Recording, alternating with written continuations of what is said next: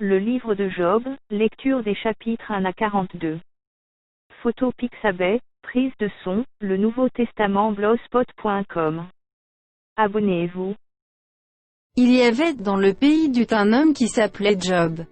Et cet homme était intègre et droit, il craignait Dieu, et se détournait du mal. Il lui naquit 7 fils et 3 filles. Il possédait 7000 brebis, 3000 chameaux, 500 paires de bœufs, 500 ânesses, et un très grand nombre de serviteurs. Et cet homme était le plus considérable de tous les fils de l'Orient. Ses fils allaient les uns chez les autres et donnaient tour à tour un festin, et ils invitaient leurs 3 sœurs à manger et à boire avec eux. Et quand les jours de festin étaient passés, Job appelait et sanctifiait ses fils, puis il se levait de bon matin et offrait pour chacun d'eux un holocauste, car Job disait, « Peut-être mes fils ont-ils péché et ont-ils offensé Dieu dans leur cœur ?» C'est ainsi que Job avait coutume d'agir. Or, les fils de Dieu vinrent un jour se présenter devant l'Éternel, et Satan vint aussi au milieu d'eux. L'Éternel dit à Satan, « D'où viens-tu » Et Satan répondit à l'Éternel, « De parcourir la terre et de m'y promener. » L'Éternel dit à Satan, « As-tu remarqué mon serviteur Job ? Il n'y a personne comme lui sur la terre, c'est un homme intègre et droit, craignant Dieu, et se détournant du mal. » Et Satan répondit à l'Éternel, « Est-ce d'une manière désintéressée que Job craint Dieu ? Ne l'as-tu pas protégé, lui, sa maison, et tout ce qui est à lui ? Tu as béni l'œuvre de ses mains, et ses troupes couvrent le pays. Mais tends ta main, touche à tout ce qui lui appartient, et je suis sûr qu'il te maudit en face. » L'Éternel dit à Satan, « Voici, tout ce qui lui appartient, je te le livre, seulement, ne porte pas la main sur lui. » Et Satan se retira de devant la face de l'Éternel. Un jour que les fils et les filles de Job mangeaient et buvaient du vin dans la maison de leur frère aîné. Il arriva auprès de Job un messager qui dit, « Les bœufs labouraient et les ânesses paissaient à côté d'eux. Des sabéens de sont jetés dessus, les ont enlevés, et ont passé les serviteurs au fil de l'épée. Et je me suis échappé moi seul, pour t'en apporter la nouvelle. » Il parlait encore, lorsqu'un autre vint et dit, « Le feu de Dieu est tombé du ciel, a embrasé les brebis et les serviteurs, et les a consumés. Et je me suis échappé moi seul, pour t'en apporter la nouvelle. » Il parlait encore, lorsqu'un autre vint et dit, « Des Chaldéens, formés en 3 bandes, se sont jetés sur les chameaux, les ont enlevés, et ont passé les serviteurs au fil de l'épée. Et je me suis échappé moi seul, pour t'en apporter la nouvelle. » Il parlait encore, lorsqu'un autre vint et dit, « Tes fils et tes filles mangeaient et buvaient du vin dans la maison de leur frère aîné. Et voici, un grand vent est venu de l'autre côté du désert, et a frappé contre les 4 coins de la maison, elle s'est écroulée sur les jeunes gens, et ils sont morts. Et je me suis échappé moi seul, pour t'en apporter la nouvelle. » Alors Job se leva, déchira son manteau, et se rasa la tête puis, se jetant par terre, il se prosterna. Et dit, « Je suis sorti nu du sein de ma mère, et nu je retournerai dans le sein de la terre. L'Éternel a donné, et l'Éternel a ôté, que le nom de l'Éternel soit béni. » En tout cela, Job ne pécha point et n'attribua rien d'injuste à Dieu. Or, les fils de Dieu vinrent un jour se présenter devant l'Éternel, et Satan vint aussi au milieu d'eux se présenter devant l'Éternel. L'Éternel dit à Satan, « D'où viens-tu » Et Satan répondit à l'Éternel, « De parcourir la terre et de m'y promener. » L'Éternel dit à Satan, « As-tu remarqué mon serviteur Job ? Il n'y a personne comme lui sur la terre, c'est un homme intègre et droit, craignant Dieu, et se détournant du mal. Il demeure ferme dans son intégrité, et tu m'excites à le perdre sans motif. » Et Satan répondit à l'Éternel, « Po, tout ce que possède un homme, il le donne pour sa vie. Mais tends ta main, touche à ses os et à sa chair, et je suis sûr qu'il te maudit en face. » L'Éternel dit à Satan, « Voici, je te le livre, seulement, épargne sa vie. » Et Satan se retira de devant la face de l'Éternel. Puis il frappa Job d'un ulcère malin, depuis la plante du pied jusqu'au sommet de la tête. Et Job prit un tesson pour se gratter et s'assit sur la cendre. Sa femme lui dit, « Tu demeures ferme dans ton intégrité. Maudis Dieu et meurs. » Mais Job lui répondit, « Tu parles comme une femme insensée. Quoi ? Nous recevons de Dieu le bien, et nous ne recevrions pas aussi le mal. » En tout cela Job ne pécha point par ses lèvres. 3 amis de Job, Eliphaz de Théman, Bildad de Shuach, et Tsophar de Naéma, apprirent tous les malheurs qui lui étaient arrivés. Ils se concertèrent et partirent de chez eux pour aller le plaindre et le consoler. Ayant de loin porté les regards sur lui, ils ne le reconnurent pas, et ils élevèrent la voix et pleurèrent. Ils déchirèrent leurs manteaux, et ils jetèrent de la poussière en l'air au-dessus de leur tête. Et ils se tinrent assis à terre auprès de lui 7 jours et 7 nuits, sans lui dire une parole, car il les voyait combien sa douleur était grande. Après cela, Job ouvrit la bouche et maudit le jour de sa naissance. Il prit la parole et dit, « Périsse le jour où je suis né, et la nuit qui dit, un enfant mâle est conçu. Ce jour, qu'il se change en ténèbres, que Dieu n'en ait point souci dans le ciel, et que la lumière ne rayonne plus sur lui.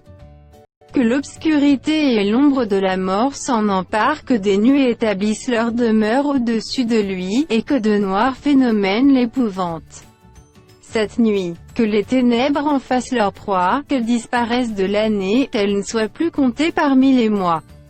Que cette nuit devienne stérile, que l'allégresse en soit bannie. Qu'elle soit maudite par ceux qui maudissent les jours, par ceux qui savent exciter le Léviathan. Que les étoiles de son crépuscule s'obscurcissent, qu'elle attende en vain la lumière, et qu'elle ne voit point les paupières de l'aurore. Car elle n'a pas fermé le sein qui me conçut, ni dérobé la souffrance à mes regards. Pourquoi ne suis-je pas mort dans le ventre de ma mère? Pourquoi n'ai-je pas expiré au sortir de ses entrailles? Pourquoi ai-je trouvé des genoux pour me recevoir, et des mamelles pour m'allaiter? Je serai couché maintenant, je serai tranquille, je dormirai, je reposerai. Avec les rois et les grands de la terre, qui se bâtirent des mausolées. Avec les princes qui avaient de l'or, et qui remplirent d'argent leur demeure. Où je n'existerai pas, je serai comme un avorton caché, comme des enfants qui n'ont pas vu la lumière. Là ne s'agit plus les méchants, et là se reposent ceux qui sont fatigués et sans force. Les captifs sont tous en paix, ils n'entendent pas la voix de l'oppresseur. Le petit et le grand sont là, et l'esclave n'est plus soumis à son maître. Pourquoi donne-t-il la lumière à celui qui souffre, et la vie à ceux qui ont l'amertume dans l'âme? Qui espèrent en vain la mort, et qui la convoient plus qu'un trésor? Qui serait transporté de joie et saisi d'allégresse, s'il trouvait le tombeau? À l'homme qui ne sait où aller, et que Dieu cerne de toutes parts. Mes soupirs sont ma nourriture, et mes cris se répandent comme l'eau. Ce que je crains, c'est ce qui m'arrive, ce que je redoute, c'est ce qui m'atteint. Je n'ai ni tranquillité, ni paix, ni repos, et le trouble s'est emparé de moi. Eliphaz de Théman prit la parole et dit, « Si nous osons ouvrir la bouche, en seras-tu peiné? Mais qui pourrait garder le silence? Voici, tu as souvent enseigné les autres, tu as fortifié les mains languissantes. Tes paroles ont relevé ceux qui chancelaient, tu as affermi les genoux qui pliaient. Et maintenant qu'il s'agit de toi, tu faiblis.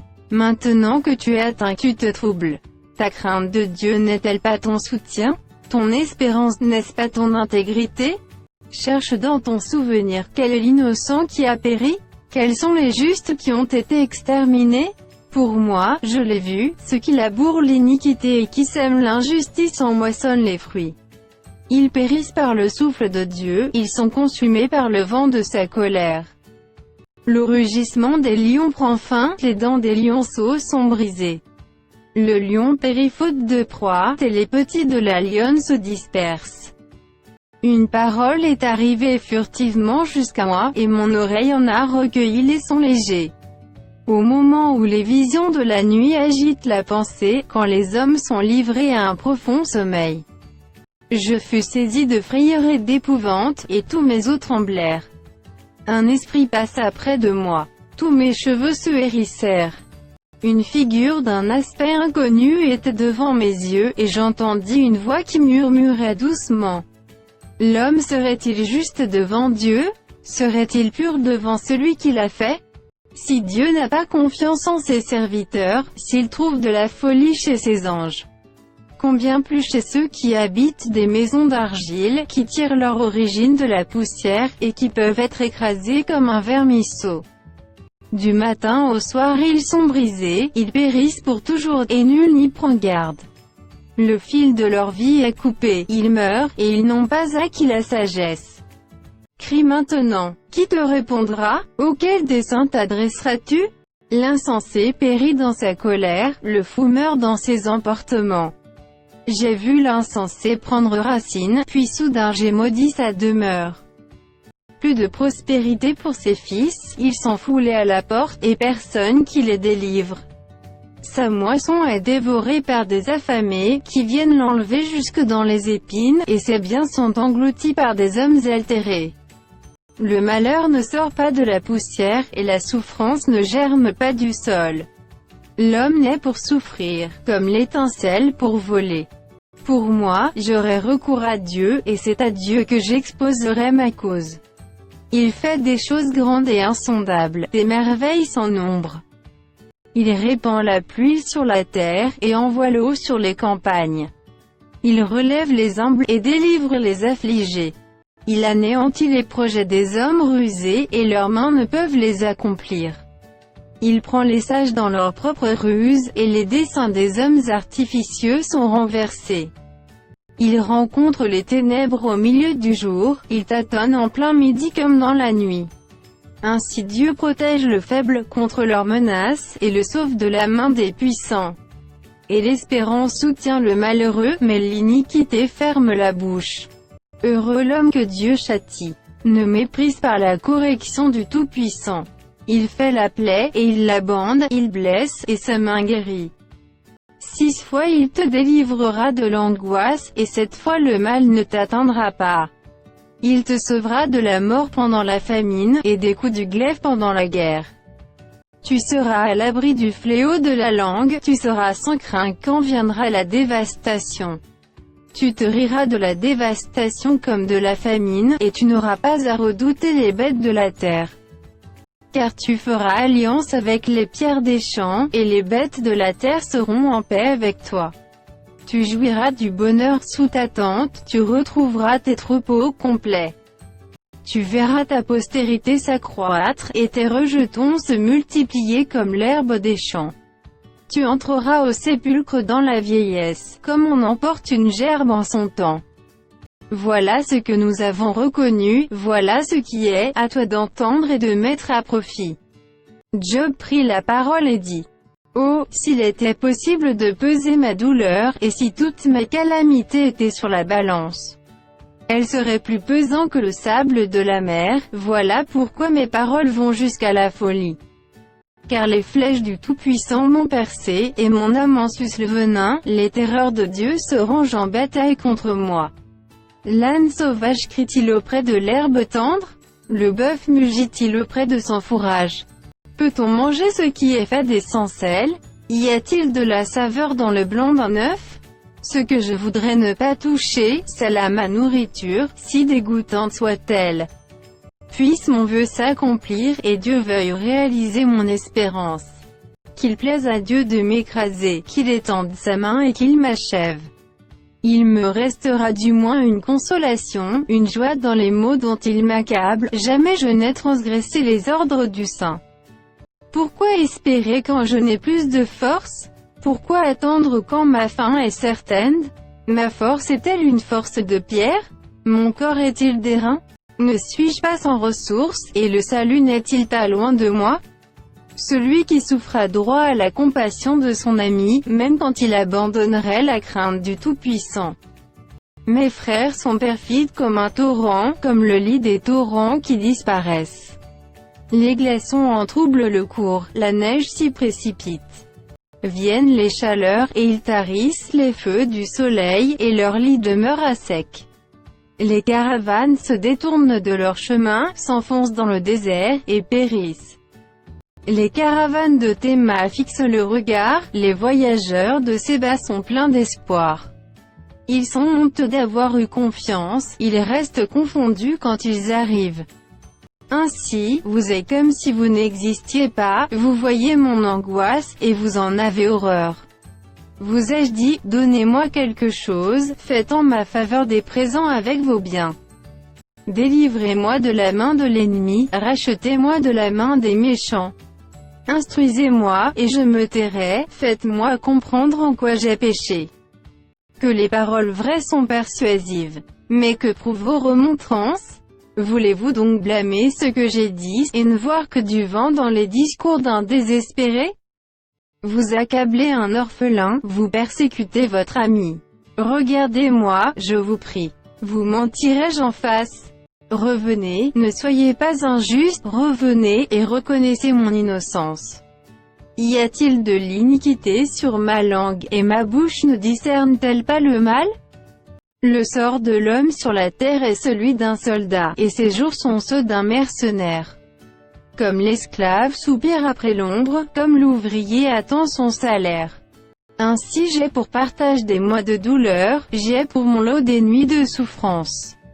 Je me couche, et je dis, quand me lèverai-je? Quand finira la nuit? Et je suis rassasié d'agitation jusqu'au point du jour. Mon corps se couvre de verre et d'une croûte terreuse, ma peau se crevasse et se dissout. Mes jours sont plus rapides que la navette du tisserand, ils s'évanouissent plus d'espérance. Souviens-toi que ma vie est un souffle. Mes yeux ne reverront pas le bonheur. L'œil qui me regarde ne me regardera plus, ton œil me cherchera et je ne serai plus. Comme la nuée se dissipe et s'en va, celui qui descend au séjour des morts ne remontera pas. Il ne reviendra plus dans sa maison, et le lieu qu'il habitait ne le connaîtra plus. C'est pourquoi je ne retiendrai point ma bouche, je parlerai dans l'angoisse de mon cœur, je me plaindrai dans l'amertume de mon âme. Suis-je une mer, ou un monstre marin, pour que tu établisses des gardes autour de moi? Quand je dis, mon lit me soulagera, ma couche calmera mes douleurs. C'est alors que tu m'effraies par des songes, que tu m'épouvantes par des visions. Ah, je voudrais être étranglé. Je voudrais la mort plutôt que ces os. Je les méprise. Je ne vivrai pas toujours. Laisse-moi, car ma vie n'est qu'un souffle. Qu'est-ce que l'homme, pour que tu en fasses tant de cas, pour que tu daignes prendre garde à lui? Pour que tu le visites tous les matins, pour que tu l'éprouves à tous les instants? Quand cesseras-tu d'avoir le regard sur moi? Quand me laisseras-tu le temps d'avaler ma salive? Si j'ai péché, qu'ai-je pu te faire, gardien des hommes? Pourquoi me mettre en butte à tes traits? Pourquoi me rendre à charge à moi-même? Que ne pardonnes-tu mon péché, et que n'oublies-tu mon iniquité? Car je vais me coucher dans la poussière, tu me chercheras, et je ne serai plus. Bildad de Chouar prit la parole et dit: Jusqu'à quand veux-tu discourir de la sorte, et les paroles de ta bouche seront-elles un vent impétueux? Dieu renverserait-il le droit? Le Tout-Puissant renverserait-il la justice? Si tes fils ont péché contre lui, il les a livrés à leurs péchés. Mais toi, si tu as recours à Dieu, si tu implores le Tout-Puissant, si tu es juste et droit, certainement alors il veillera sur toi, et rendra le bonheur à ton innocent demeure. Ton ancienne prospérité semblera peu de choses, celle qui t'est réservée sera bien plus grande. Interroge ceux des générations passées, sois attentif à l'expérience de leur père. Car nous sommes d'hier, et nous ne savons rien, nos jours sur la terre ne sont qu'une ombre. Ils t'instruiront, ils te parleront, ils tireront de leur cœur ces sentences. Le jonc croît-il sans marais? Le roseau croît-il sans humidité? Encore vert et sans qu'on le coupe, il sèche plus vite que toutes les herbes. Ainsi arrive-t-il à tous ceux qui oublient Dieu, et l'espérance de l'impie périra. Son assurance est brisée, son soutien est une toile d'araignée. Il s'appuie sur sa maison, et elle n'est pas ferme, il s'y cramponne, et elle ne résiste pas. Dans toute sa vigueur, en plein soleil, il étend ses rameaux sur son jardin. Il entrelace ses racines parmi les pierres, il pénètre jusque dans les murailles. La rage-t-on du lieu qu'il occupe, ce lieu le renie, je ne t'ai point connu. Tels sont les délices que ces voix lui procurent. Puis sur le même sol d'autres s'élèvent après lui. Non, Dieu ne rejette point l'homme intègre, et il ne protège point les méchants. Il remplira ta bouche de cris de joie, et tes lèvres de chants d'allégresse. Tes ennemis seront couverts de honte, la tente des méchants disparaîtra. Job prit la parole et dit: Je sais bien qu'il en est ainsi, comment l'homme serait-il juste devant Dieu? S'il voulait contester avec lui sur 1000 choses, il ne pourrait répondre à une seule. À lui la sagesse et la toute-puissance, qui lui résisteraient impunément? Il transporte soudain les montagnes, il les renverse dans sa colère. Il secoue la terre sur sa base, et ses colonnes sont ébranlées. Il commande au soleil, et le soleil ne paraît pas, il met un sceau sur les étoiles. Seul, il étend les cieux, il marche sur les hauteurs de la mer. Il a créé la grande ourse, l'Orion et les Pléiades, et les étoiles des régions australes. Il fait des choses grandes et insondables, des merveilles sans nombre. Voici, il passe près de moi, et je ne le vois pas, il s'en va, et je ne l'aperçois pas. S'il enlève, qui s'y opposera? Qui lui dira, que fais-tu? Dieu ne retire point sa colère, sous lui s'inclinent les appuis de l'orgueil. Et moi, comment lui répondre? Quelle parole choisir? Quand je serai juste, je ne répondrai pas, je ne puis qu'implorer mon juge. Et quand il m'exaucerait, si je l'invoque, je ne croirai pas qu'il eût écouté ma voix. Lui qui m'assaille comme par une tempête, qui multiplie sans raison mes blessures, qui ne me laisse pas respirer, qui me rassasie d'amertume. Recourir à la force, il est tout-puissant, à la justice, qui me fera comparaître? Suis-je juste, ma bouche me condamnera, suis-je innocent, il me déclarera coupable.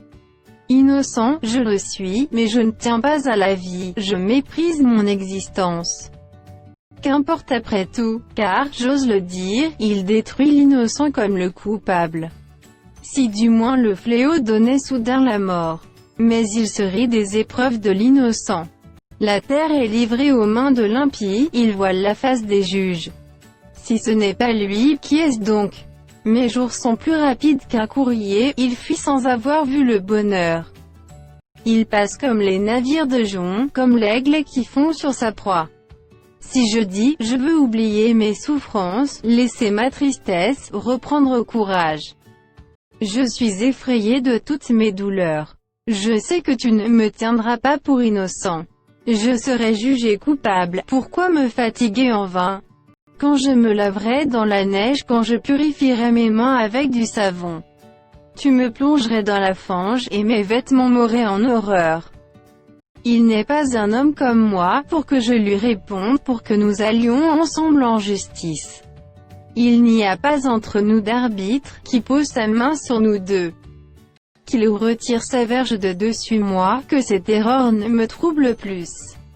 Alors je parlerai et je ne le craindrai pas. Autrement, je ne suis point à moi-même. Mon âme est dégoûtée de la vie. Je donnerai cours à ma plainte, je parlerai dans l'amertume de mon âme. Je dis à Dieu, ne me condamne pas. Fais-moi savoir pourquoi tu me prends à partie. Te paraît-il bien de maltraiter, de repousser l'ouvrage de tes mains, et de faire briller ta faveur sur le conseil des méchants? As-tu des yeux de chair, vois-tu comme voit un homme? Tes jours sont-ils comme les jours de l'homme, et tes années comme ses années? Pour que tu recherches mon iniquité, pour que tu t'enquières de mon péché. Sachant bien que je ne suis pas coupable, et que nul ne peut me délivrer de ta main? Tes mains m'ont formé, elles m'ont créé, elles m'ont fait tout entier. Et tu me détruirais. Souviens-toi que tu m'as façonné comme de l'argile, voudrais-tu de nouveau me réduire en poussière? Ne m'as-tu pas coulé comme du lait? Ne m'as-tu pas caillé comme du fromage? Tu m'as revêtu de peau et de chair, tu m'as tissé d'os et de nerfs. Tu m'as accordé ta grâce avec la vie, tu m'as conservé par tes soins et sous ta garde. Voici néanmoins ce que tu cachais dans ton cœur, voici, je le sais, ce que tu as résolu en toi-même. Si je pêche, tu m'observes, tu ne pardonnes pas mon iniquité. Suis-je coupable? Malheur à moi. Suis-je innocent? Je n'ose lever la tête, rassasié de honte et absorbé dans ma misère. Et si j'ose la lever, tu me poursuis comme un lion, tu me frappes encore par des prodiges. Tu m'opposes de nouveaux témoins, tu multiplies tes fureurs contre moi, tu m'assailles d'une succession de calamités. Pourquoi m'as-tu fait sortir du sein de ma mère? Je serais mort, et aucun œil ne m'aurait vu. Je serais comme si je n'eusse pas existé, et j'aurais passé du ventre de ma mère au sépulcre. Mes jours ne sont-ils pas en petit nombre? Qu'il me laisse, qu'il se retire de moi, et que je respire un peu, avant que je m'en aille, pour ne plus revenir, dans le pays des ténèbres et de l'ombre de la mort. Pays d'une obscurité profonde, où règne l'ombre de la mort et la confusion, et où la lumière est semblable aux ténèbres. Tsophar de Naama prit la parole et dit: cette multitude de paroles ne trouvera-t-elle point de réponse, et suffira-t-il d'être un discoureur pour avoir raison? Tes vains propos feront-ils taire les gens? Te mourras-tu, sans que personne te confonde? Tu dis, ma manière de voir est juste, et je suis pur à tes yeux. Oh, si Dieu voulait parler, s'il ouvrait les lèvres pour te répondre. Et s'il te révélait les secrets de sa sagesse, de son immense sagesse, tu verrais alors qu'il ne te traite pas selon ton iniquité. Prétends-tu sonder les pensées de Dieu, parvenir à la connaissance parfaite du Tout-Puissant? Elle est aussi haute que les cieux, que feras-tu? Plus profonde que le séjour des morts, que sauras-tu? La mesure en est plus longue que la terre, elle est plus large que la mer. S'il passe, s'il saisit, s'il traîne à son tribunal, qui s'y opposera? Car il les connaît les vicieux, il voit facilement les coupables. L'homme, au contraire, a l'intelligence d'un fou, il est né comme le petit d'un âne sauvage. Pour toi, dirige ton cœur vers Dieu, et tends vers lui tes mains. Éloigne-toi de l'iniquité, et ne laisse pas habiter l'injustice sous ta tente. Alors tu lèveras ton front sans tache, tu seras ferme et sans crainte. Tu oublieras tes souffrances, tu t'en souviendras comme des eaux écoulées. Tes jours auront plus d'éclat que le soleil à son midi, tes ténèbres seront comme la lumière du matin. Tu seras plein de confiance, et ton attente ne sera plus vaine, tu regarderas autour de toi, et tu reposeras en sûreté. Tu te coucheras sans que personne ne te trouble, et plusieurs caresseront ton visage. Mais les yeux des méchants seront consumés, pour eux point de refuge, la mort, voilà leur espérance. Job prit la parole et dit: on dirait, en vérité, que le genre humain c'est vous, et qu'avec vous doit mourir la sagesse. J'ai tout aussi bien que vous de l'intelligence, moi, je ne vous suis point inférieur, et qui ne sait les choses que vous dites? Je suis pour mes amis un objet de raillerie, quand j'implore le secours de Dieu, le juste, l'innocent, un objet de raillerie. Au malheur le mépris. C'est la devise des heureux, à celui dont le pied chancelle est réservé le mépris. Il y a paix sous la tente des pillards, sécurité pour ceux qui offensent Dieu, pour quiconque se fait un Dieu de sa force. Interroge les bêtes, elles t'instruiront, les oiseaux du ciel, ils te l'apprendront. Parle à la terre, elle t'instruira, et les poissons de la mer te le raconteront. Qui ne reconnaît chez eux la preuve que la main de l'Éternel a fait toutes choses? Il tient dans sa main l'âme de tout ce qui vit, le souffle de toute chair d'homme. L'oreille ne discerne-t-elle pas les paroles, comme le palais savoure les aliments? Dans les vieillards se trouve la sagesse, et dans une longue vie l'intelligence. En Dieu réside la sagesse et la puissance. Le conseil et l'intelligence lui appartiennent. Ce qu'il renverse ne sera point rebâti, celui qui l'enferme ne sera point délivré. Il retient les eaux et tout se dessèche, il les lâche, et la terre en est dévastée. Il possède la force et la prudence, il maîtrise celui qui s'égare ou fait égarer les autres. Il emmène captif et conseiller, il trouble la raison des juges. Il délie les ceintures des rois, il met une corde autour de leurs reins. Il emmène captif et sacrificateur, il fait tomber les puissants. Il ôte la parole à ceux qui ont de l'assurance, il prive de jugement les vieillards. Il verse le mépris sur les grands, il relâche la ceinture des forts. Il met à découvert ce qui est caché dans les ténèbres, il produit à la lumière l'ombre de la mort. Il donne de l'accroissement aux nations, et il les anéantit, il les étend au loin, et il les ramène dans leurs limites. Il enlève l'intelligence aux chefs des peuples, il les fait errer dans les déserts sans chemin. Il tâtonne dans les ténèbres, et ne voit pas clair, il les fait errer comme des gens ivres. Voici, mon œil a vu tout cela, mon oreille l'a entendu et y a pris garde. Ce que vous savez, je le sais aussi, je ne vous suis point inférieur. Mais je veux parler au Tout-Puissant, je veux plaider ma cause devant Dieu.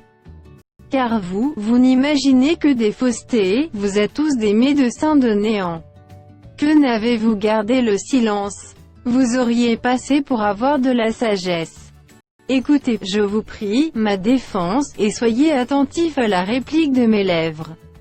Direz-vous en faveur de Dieu ce qui est injuste, et pour le soutenir allégrez-vous des faussetés? Voulez-vous avoir égard à sa personne? Voulez-vous plaider pour Dieu? S'il vous sonde, vous approuvera-t-il? Ou le tromperez-vous comme on trompe un homme? Certainement il vous condamnera, si vous n'agissez en secret que par égard pour sa personne. Sa majesté ne vous épouvantera-t-elle pas? Sa terreur ne tombera-t-elle pas sur vous? Vos sentences sont des sentences de cendre, vos retranchements sont des retranchements de boue. Taisez-vous, laissez-moi, je veux parler. Il m'en arrivera ce qu'il pourra. Pourquoi saisirais-je ma chair entre les dents? J'exposerai plutôt ma vie. Voici, il me tuera, je n'ai rien à espérer, mais devant lui je défendrai ma conduite. Cela même peut servir à mon salut, car un impie n'ose paraître en sa présence. Écoutez, écoutez mes paroles, prêtez l'oreille à ce que je vais dire. Me voici prêt à plaider ma cause, je sais que j'ai raison. Quelqu'un disputera-t-il contre moi? Alors je me tais, et je veux mourir.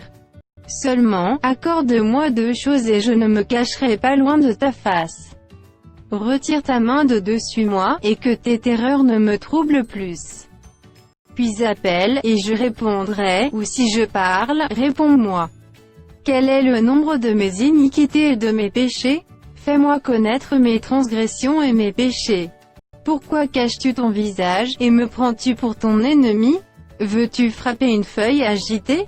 Veux-tu poursuivre une paille desséchée? Pourquoi m'infliger d'amères souffrances, me punir pour des fautes de jeunesse? Pourquoi mettre mes pieds dans les ceps, surveiller tous mes mouvements, tracer une limite à mes pas? Quand mon corps tombe en pourriture, comme un vêtement que dévore la teigne? L'homme né de la femme. Sa vie est courte, sans cesse agitée. Il naît, il est coupé comme une fleur, il fuit et disparaît comme une ombre. Et c'est sur lui que tu as l'œil ouvert. Et tu me fais aller en justice avec toi. Comment d'un être souillé sortira-t-il un homme pur? Il n'en peut sortir aucun.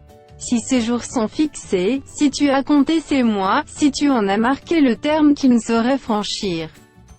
Détourne de lui les regards, et donne-lui du relâche pour qu'il ait au moins la joie du mercenaire à la fin de sa journée. Un arbre a de l'espérance, quand on le coupe, il repousse, il produit encore des rejetons. Quand sa racine a vieilli dans la terre, quand son tronc meurt dans la poussière. Il reverdit à l'approche de l'eau, il pousse des branches comme une jeune plante. Mais l'homme meurt, et il perd sa force, l'homme expire, et où est-il? Les eaux des lacs s'évanouissent, les fleuves tarissent et se dessèchent. Ainsi l'homme se couche et il ne se relèvera plus, il ne se réveillera pas tant que les cieux subsisteront, il ne sortira pas de son sommeil. Oh, si tu voulais me cacher dans le séjour des morts, m'y tenir à couvert jusqu'à ce que ta colère fût passée, et me fixer un terme auquel tu te souviendras de moi. Si l'homme une fois mort pouvait revivre, j'aurais de l'espoir tout le temps de mes souffrances, jusqu'à ce que mon état vînt à changer. Tu appellerais alors et je te répondrais, tu languirais après l'ouvrage de tes mains. Mais aujourd'hui tu comptes mes pas, tu as l'œil sur mes péchés. Mes transgressions sont scellées en un faisceau, et tu imagines des iniquités à ma charge. La montagne s'écroule et périt, le rocher disparaît de sa place.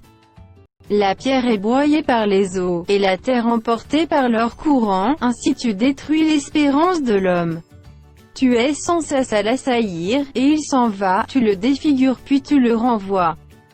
Que ses fils soient honorés, il n'en sait rien, qu'il soit dans l'abaissement, il l'ignore.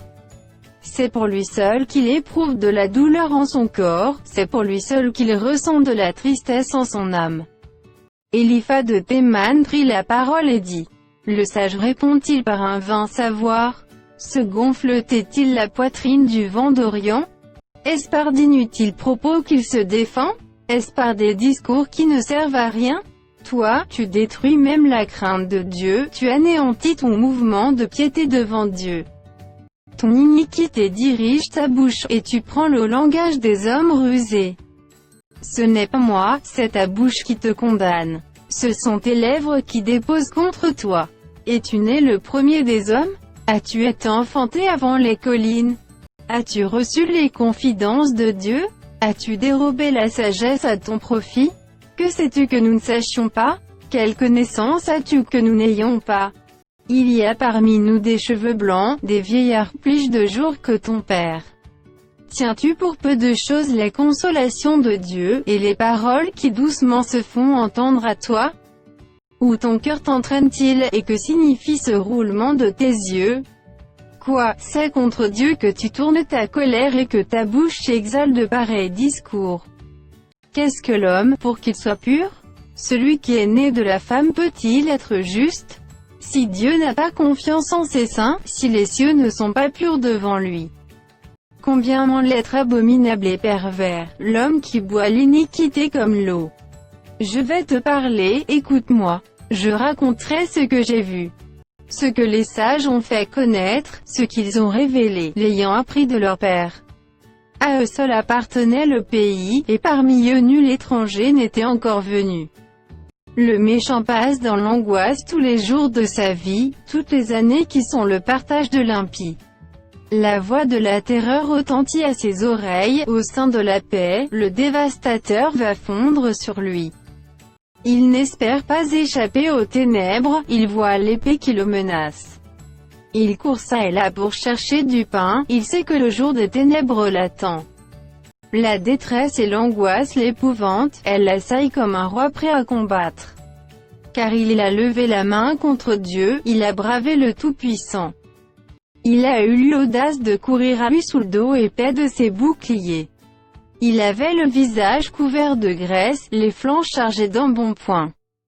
Et il habite des villes détruites, des maisons abandonnées, sur le point de tomber en ruine.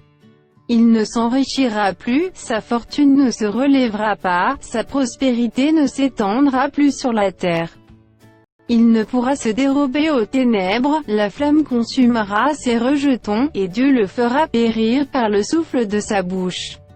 S'il a confiance dans le mal, il se trompe, car le mal sera sa récompense. Elle arrivera avant le terme de ses jours, et son rameau ne verdira plus. Il sera comme une vigne dépouillée de ses fruits encore verts, comme un olivier dont on a fait tomber les fleurs. La maison de l'impie deviendra stérile, et le feu dévorera la tente de l'homme corrompu.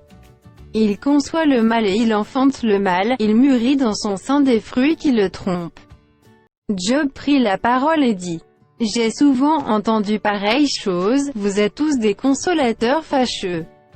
Quand finiront ces discours en l'air? Pourquoi cette irritation dans tes réponses? Moi aussi, je pourrais parler comme vous, si vous étiez à ma place. Je vous accablerais de paroles, je secouerais sur vous la tête. Je vous fortifierais de la bouche, je remuerais les lèvres pour vous soulager. Si je parle, mes souffrances ne seront point calmées, si je me tais, en quoi seront-elles moindres? Maintenant, et là, il m'a épuisé. Tu as ravagé toute ma maison. Tu m'as saisi, pour témoigner contre moi, ma maigreur se lève, et m'accuse en face. Il me déchire et me poursuit dans sa fureur, il grince des dents contre moi, il m'attaque et me perce de son regard. Ils ouvrent la bouche pour me dévorer, ils m'insultent et me frappent les joues, ils s'acharnent tous après moi. Dieu me livre à la merci des impies, il me précipite entre les mains des méchants. J'étais tranquille, et il m'a secoué, il m'a saisi par la nuque et m'a brisé, il a tiré sur moi comme à un but. Ses traits m'environnent de toutes parts, il me perce les reins sans pitié, il répand ma bile sur la terre. Il me fait brèche sur brèche, il fond sur moi comme un guerrier. J'ai cousu un sac sur ma peau, j'ai roulé ma tête dans la poussière. Les pleurs ont altéré mon visage, l'ombre de la mort est sur mes paupières. Je n'ai pourtant commis aucune violence, et ma prière fut toujours pure. Ô terre, ne couvre point mon sang, et que mes cris prennent librement leur essor. Déjà maintenant, mon témoin est dans le ciel, mon témoin est dans les lieux élevés. Mes amis se jouent de moi, c'est Dieu que j'implore avec larmes. Puisse-t-il donner à l'homme raison contre Dieu, et au Fils de l'homme contre ses amis. Car le nombre de mes années touche à son terme, et je m'en irai par un sentier doux, je ne reviendrai pas. Mon souffle se perd, mes jours s'éteignent, le sépulcre m'attend.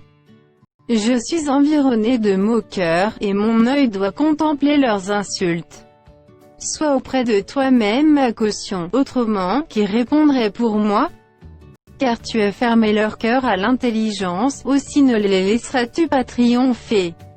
On invite ses amis au partage du butin, et l'on a des enfants dont les yeux se consument. Il m'a rendu la fable des peuples, et ma personne est un objet de mépris. Mon œil est obscurci par la douleur, tous mes membres sont comme une ombre. Les hommes droits en sont stupéfaits, et l'innocent se soulève contre l'impie. Le juste néanmoins demeure ferme dans sa voie, celui qui a les mains pures se fortifie de plus en plus. Mais vous tous, revenez à vos mêmes discours, et je ne trouverai pas un sage parmi vous. Quoi, mes jours sont passés, mes projets sont anéantis, les projets qui remplissaient mon cœur. Et ils prétendent que la nuit c'est le jour, que la lumière est proche quand les ténèbres sont là. C'est le séjour des morts que j'attends pour demeure, c'est dans les ténèbres que je dresserai ma couche. Je crie à la fosse, tu es mon père. Et au ver, vous êtes ma mère et ma sœur. Mon espérance, où donc est-elle? Mon espérance, qui peut l'avoir? Elle descendra vers les portes du séjour des morts, quand nous irons ensemble reposer dans la poussière. Bildad de Chouar prit la parole et dit: Quand mettrez-vous un terme à ces discours? Ayez de l'intelligence, puis nous parlerons. Pourquoi sommes-nous regardés comme des bêtes? Pourquoi ne sommes-nous à vos yeux que des brutes? Ô toi qui te déchires dans ta fureur, faut-il, à cause de toi, que la terre devienne déserte? Faut-il que les rochers disparaissent de leur place? La lumière du méchant s'éteindra, et la flamme qui en jaillit cessera de briller. La lumière s'obscurcira sous Satan, et sa lampe au-dessus de lui s'éteindra. Ses pas assurés seront à l'étroit, malgré ses efforts, il tombera. Car il met les pieds sur un filet, il marche dans les mailles. Il est saisi au piège par le talon, et le filet s'empare de lui. Le cordeau est caché dans la terre, et la trappe est sur son sentier. Des terreurs l'assiègent, l'entourent, le poursuivent par derrière. La faim consume ses forces, la misère est à ses côtés. Les parties de sa peau sont l'une après l'autre dévorées, ses membres sont dévorés par le premier-né de la mort. Il est arraché de sa tente où il se croyait en sûreté, il se traîne vers le roi des épouvantements. Nul des siens n'habite sa tente, le soufre est répandu sur sa demeure. En bas, ses racines se dessèchent, en haut, ses branches sont coupées. Sa mémoire disparaît de la terre, son nom n'est plus sur la face des champs. Il est poussé de la lumière dans les ténèbres, il est chassé du monde. Il ne laisse ni descendants ni postérité parmi son peuple, ni survivants dans les lieux qu'il habitait. Les générations à venir seront étonnées de sa ruine, et la génération présente sera saisie d'effroi. Point d'autre destinée pour le méchant, point d'autre sort pour qui ne connaît pas Dieu. Job prit la parole et dit: Jusqu'à quand affligerez-vous mon âme, et m'écraserez-vous de vos discours? Voilà 10 fois que vous m'outragez, n'avez-vous pas honte de m'étourdir ainsi? Si réellement j'ai péché, seul j'en suis responsable. Pensez-vous me traiter avec hauteur? Pensez-vous démontrer que je suis coupable? Sachez alors que c'est Dieu qui me poursuit, et qui m'enveloppe de son filet. Voici, je crie à la violence, et nul ne répond, j'implore justice, et point de justice. Il m'a fermé toute issue, et je ne puis passer, il a répandu des ténèbres sur mes sentiers. Il m'a dépouillé de ma gloire, il a enlevé la couronne de ma tête. Il m'a brisé de toutes parts, et je m'en vais, il a arraché mon espérance comme un arbre. Il s'est enflammé de colère contre moi, il m'a traité comme l'un de ses ennemis. Ses troupes se sont de concert mises en marche, elles se sont frayé leur chemin jusqu'à moi, elles ont campé autour de ma tente. Il a éloigné de moi mes frères, et mes amis se sont détournés de moi. Je suis abandonné de mes proches, je suis oublié de mes intimes. Je suis un étranger pour mes serviteurs et mes servantes, je ne suis plus à leurs yeux qu'un inconnu. J'appelle mon serviteur, et il ne répond pas, je le supplie de ma bouche, et c'est en vain. Mon humeur est à charge à ma femme, et ma plainte au fils de mes entrailles. Je suis méprisé même par des enfants, si je me lève, je reçois leurs insultes. Ceux que j'avais pour confidents m'ont en horreur, ceux que j'aimais se sont tournés contre moi. Mes os sont attachés à ma peau et à ma chair, il ne me reste que la peau des dents. Ayez pitié de moi, vous, mes amis. Car la main de Dieu m'a frappé. Pourquoi me poursuivre comme Dieu me poursuit? Pourquoi vous montrer insatiable de ma chair? Oh, je voudrais que mes paroles fussent écrites, qu'elles fussent écrites dans un livre. Je voudrais qu'avec un burin de fer et avec du plomb elles fussent pour toujours gravées dans le roc. Mais je sais que mon Rédempteur est vivant, et qu'il se lèvera le dernier sur la terre. Quand ma peau sera détruite, il se lèvera, quand je n'aurai plus de chair, je verrai Dieu. Je le verrai, et il me sera favorable, mes yeux le verront, et non ceux d'un autre, mon âme languit d'attente au-dedans de moi. Vous direz alors pourquoi le poursuivions-nous? Car la justice de ma cause sera reconnue. Craignez pour vous le glaive, les châtiments par le glaive sont terribles. Et sachez qu'il y a un jugement. Tsophar de Naam a pris la parole et dit: mes pensées me forcent à répondre, et mon agitation ne peut se contenir. J'ai entendu des reproches qui m'outragent, le souffle de mon intelligence donnera à la réplique. Ne sais-tu pas que, de tout temps, depuis que l'homme a été placé sur la terre, le triomphe des méchants a été court, et la joie de l'impie momentanée? Quand il s'élèverait jusqu'aux cieux, et que sa tête toucherait aux nues, il périra pour toujours comme son ordure, et ceux qui le voyaient diront, où est-il? Il s'envolera comme un songe, et on ne le trouvera plus, il disparaîtra comme une vision nocturne.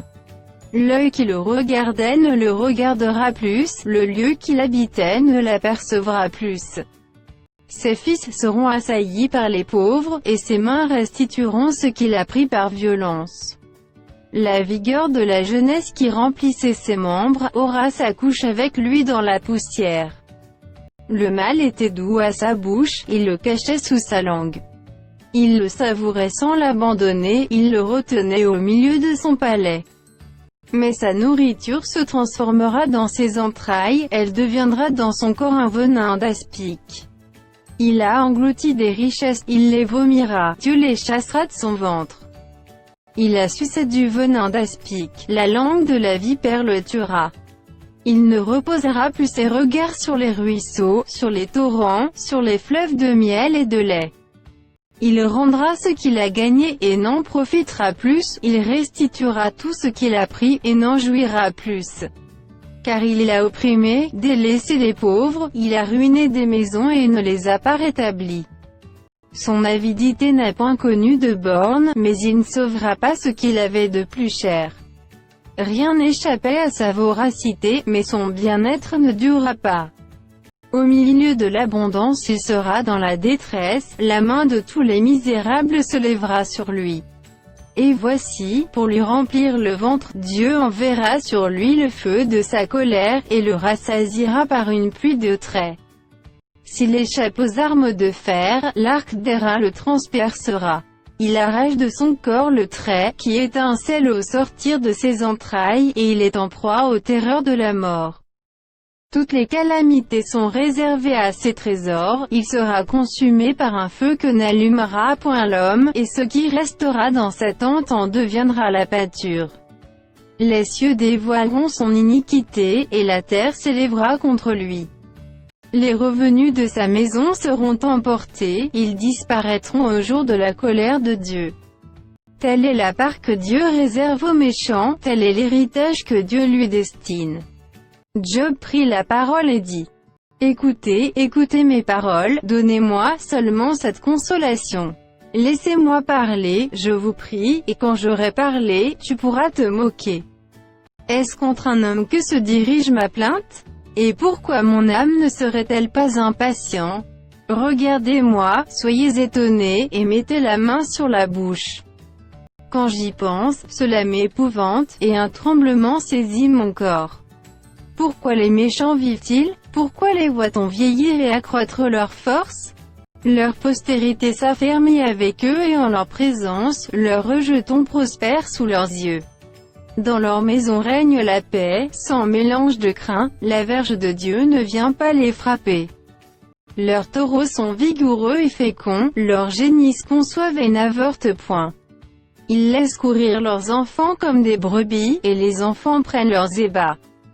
Ils chantent au son du tambourin et de la harpe, ils se réjouissent au son du chalumeau. Ils passent leur jour dans le bonheur, et ils descendent en un instant au séjour des morts. Ils disaient pourtant à Dieu: Retire-toi de nous, nous ne voulons pas connaître tes voies. Qu'est-ce que le Tout-Puissant, pour que nous le servions? Que gagnerons-nous à lui adresser nos prières? Quoi donc? Ne sont-ils pas en possession du bonheur? Loin de moi le conseil des méchants. Mais arrive-t-il souvent que leurs lampes s'éteignent, que la misère fonde sur eux, que Dieu leur distribue leur part dans sa colère? Qu'ils soient comme la paille emportée par le vent, comme la balle enlevée par le tourbillon? Est-ce pour les fils que Dieu réserve le châtiment du Père? Mais c'est lui que Dieu devrait punir, pour qu'il le sente. C'est lui qui devrait contempler sa propre ruine, c'est lui qui devrait boire la colère du Tout-Puissant. Car que lui importe sa maison après lui quand le nombre de ses mois est achevé? Est-ce à Dieu qu'on donnera de la science, à lui qui gouverne les esprits célestes? L'un meurt au sein du bien-être, de la paix et du bonheur. Les flancs chargés de graisse et la moelle des os remplie de sève. L'autre meurt, l'amertume dans l'âme, sans avoir joui d'aucun bien. Et tous deux se couchent dans la poussière, tous deux deviennent la pâture des vers. Je sais bien quelles sont vos pensées, quels jugements iniques vous portez sur moi. Vous dites: où est la maison de l'homme puissant? Où est la tente qu'habitaient les impies? Mais quoi? N'avez-vous point interrogé les voyageurs, et voulez-vous méconnaître ce qu'ils prouvent? Au jour du malheur, le méchant est épargné, au jour de la colère, il échappe. Qui lui reproche en face sa conduite? Qui lui rend ce qu'il a fait? Il est porté dans un sépulcre, et il veille encore sur sa tombe. Les modes de la vallée lui sont légères, et tous après lui suivront la même voie, comme une multitude l'a déjà suivi. Pourquoi donc m'offrir de vaines consolations? Ce qui reste de vos réponses n'est que perfidie. Eliphaz de Théman prit la parole et dit: Un homme peut-il être utile à Dieu?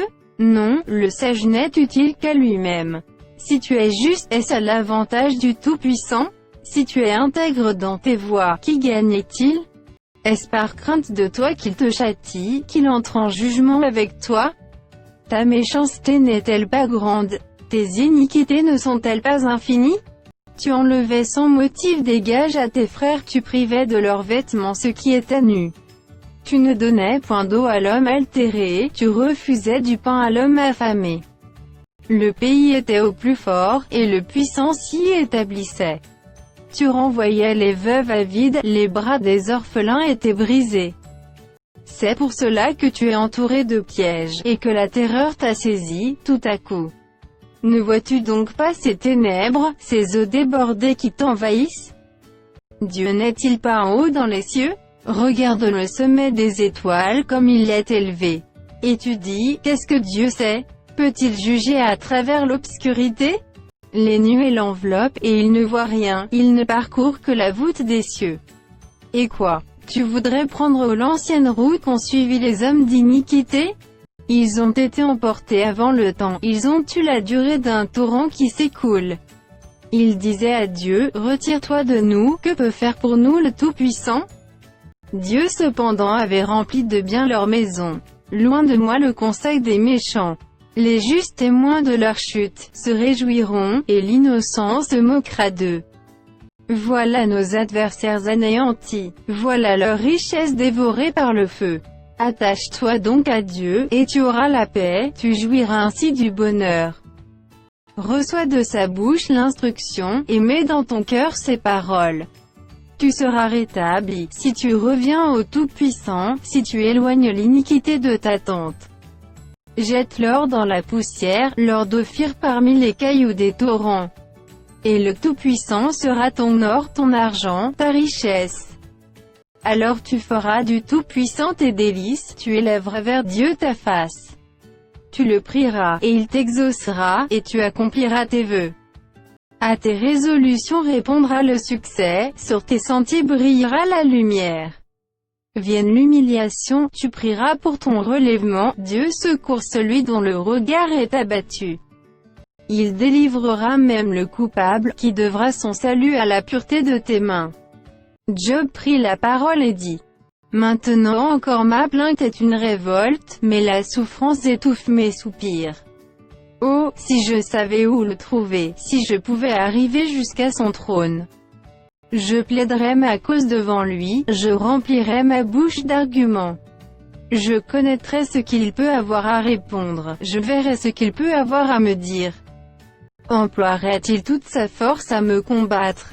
Ne daignerait-il pas au moins m'écouter? Ce serait un homme droit qui plaiderait avec lui, et je serais pour toujours absous par mon juge.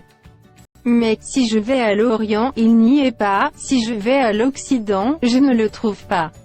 Est-il occupé au nord, je ne puis le voir, se cache-t-il au midi, je ne puis le découvrir. Il sait néanmoins quelle voie je suivis, et, s'il m'éprouvait, je sortirais pur comme l'or. Mon pied s'est attaché à ses pas, j'ai gardé sa voie, et je ne m'en suis point détourné. Je n'ai pas abandonné les commandements de ses lèvres, j'ai fait plier ma volonté aux paroles de sa bouche. Mais sa résolution est arrêtée, qui s'y opposera? Ce que son âme désire, il l'exécute. Il accomplira donc ses desseins à mon égard, et il en concevra bien d'autres encore. Voilà pourquoi sa présence m'épouvante, quand j'y pense, j'ai peur de lui. Dieu a brisé mon courage, le Tout-Puissant m'a rempli d'effroi. Car ce ne sont pas les ténèbres qui m'anéantissent, ce n'est pas l'obscurité dont je suis couvert. Pourquoi le Tout-Puissant ne met-il pas des temps en réserve, et pourquoi ceux qui le connaissent ne voient-ils pas ses jours? On déplace les bornes, on vole des troupeaux, et on les fait paître. On enlève l'âne de l'orphelin, on prend pour gage le bœuf de la veuve. On repousse du chemin les indigents, on force tous les malheureux du pays à se cacher. Et voici, comme les ânes sauvages du désert, ils sortent le matin pour chercher de la nourriture, ils n'ont que le désert pour trouver le pain de leurs enfants. Ils coupent le fourrage qui reste dans les champs, ils grappillent dans la vigne de l'impie. Ils passent la nuit dans la nudité, sans vêtements, sans couverture contre le froid. Ils sont percés par la pluie des montagnes, et ils embrassent les rochers comme unique refuge. On arrache l'orphelin à la mamelle, on prend des gages sur le pauvre.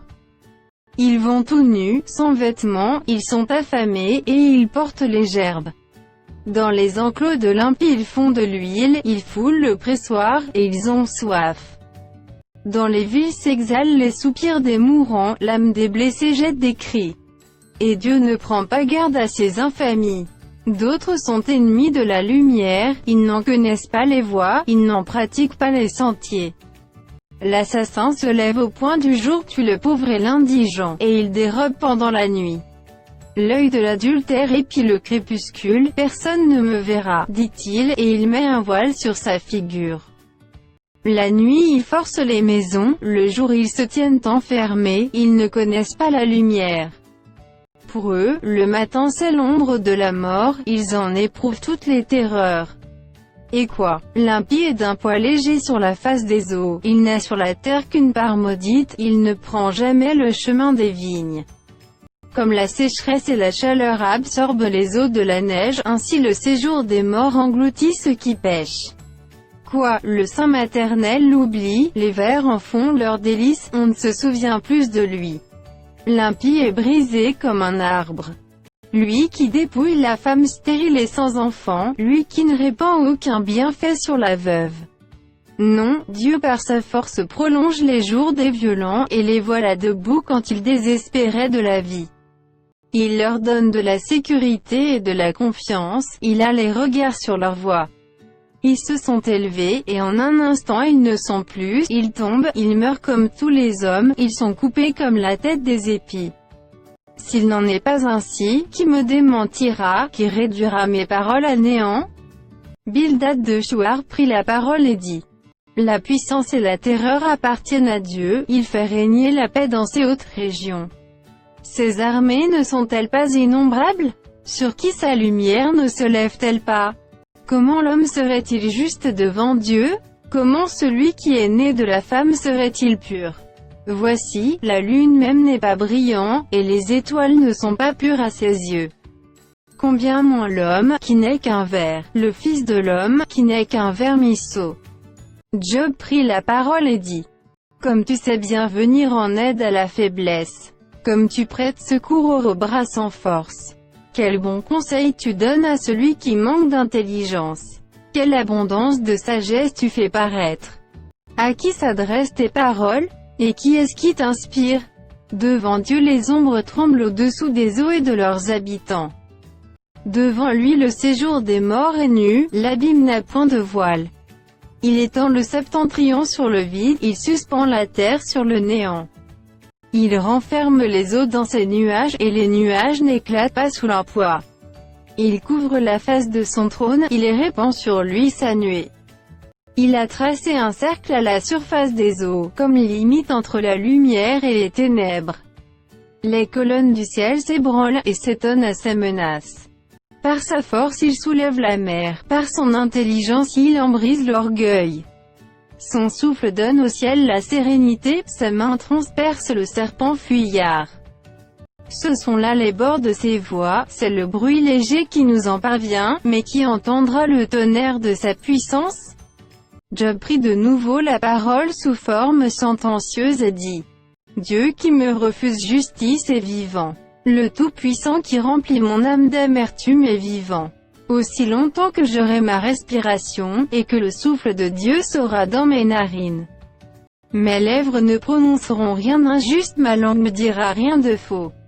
Loin de moi la pensée de vous donner raison. Jusqu'à mon dernier soupir je défendrai mon innocence.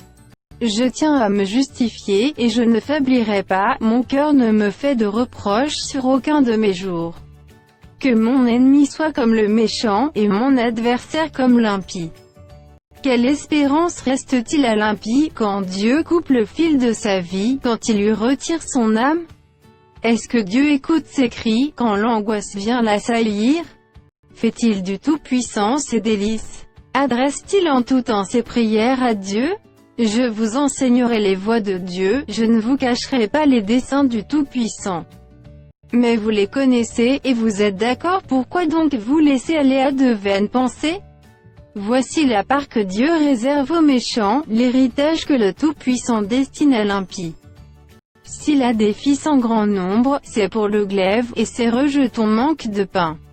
Ceux qui échappent sont enterrés par la peste, et leurs veuves ne les pleurent pas. S'il amasse l'argent comme la poussière, s'il entasse les vêtements comme la boue. C'est lui qui entasse, mais c'est le juste qui se revêt, c'est l'homme intègre qui a l'argent en partage. Sa maison est comme celle que bâtit la teigne, comme la cabane que fait un gardien. Il se couche riche, et il meurt dépouillé, il ouvre les yeux, et tout a disparu. Les terreurs le surprennent comme des eaux, un tourbillon l'enlève au milieu de la nuit. Le vent d'Orient l'emporte, et il s'en va, il l'arrache violemment de sa demeure. Dieu lance sans pitié des traits contre lui, et le méchant voudrait fuir pour les éviter. On bat des mains à sa chute, et on le siffle à son départ.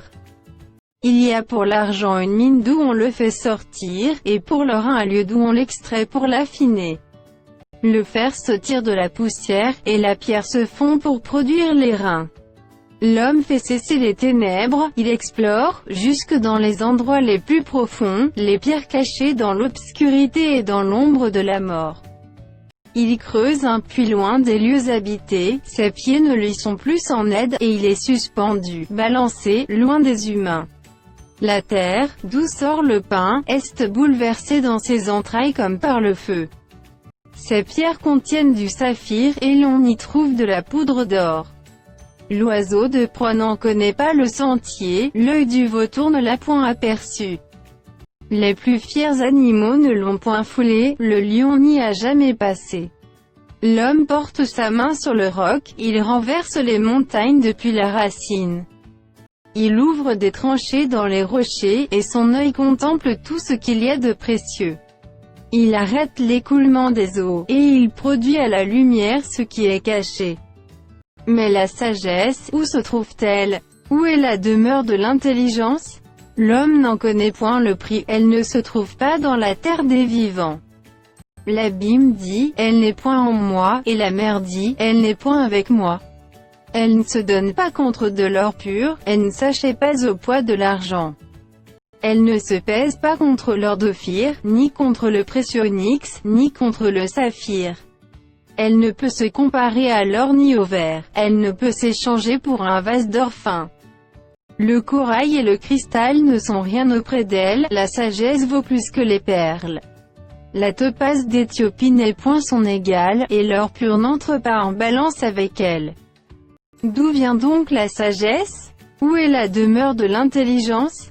Elle est cachée aux yeux de tout vivant, elle est cachée aux oiseaux du ciel. Le gouffre et la mort disent, nous en avons entendu parler. C'est Dieu qui en sait le chemin, c'est lui qui en connaît la demeure. Car il les voit jusqu'aux extrémités de la terre, il aperçoit tout sous les cieux. Quand il régla le poids du vent, et qu'il fixa la mesure des eaux. Quand il donna des lois à la pluie, et qu'il traça la route de l'éclair et du tonnerre. Alors il vit la sagesse et la manifesta, il en posa les fondements et la mit à l'épreuve. Puis il dit à l'homme, voici, la crainte du Seigneur, c'est la sagesse, s'éloigner du mal, c'est l'intelligence. Job prit de nouveau la parole sous forme sentencieuse et dit, oh, que ne puis-je être comme au mois du passé, comme au jour où Dieu me gardait. Quand sa lampe brillait sur ma tête, et que sa lumière me guidait dans les ténèbres. Que ne suis-je comme au jour de ma vigueur, où Dieu veillait en ami sur ma tente. Quand le Tout-Puissant était encore avec moi, et que mes enfants m'entouraient. Quand mes pieds se baignaient dans la crème et que le rocher répandait près de moi des ruisseaux d'huile. Si je sortais pour aller à la porte de la ville, et si je me faisais préparer un siège dans la place. Les jeunes gens se retiraient à mon approche, les vieillards se levaient et se tenaient debout.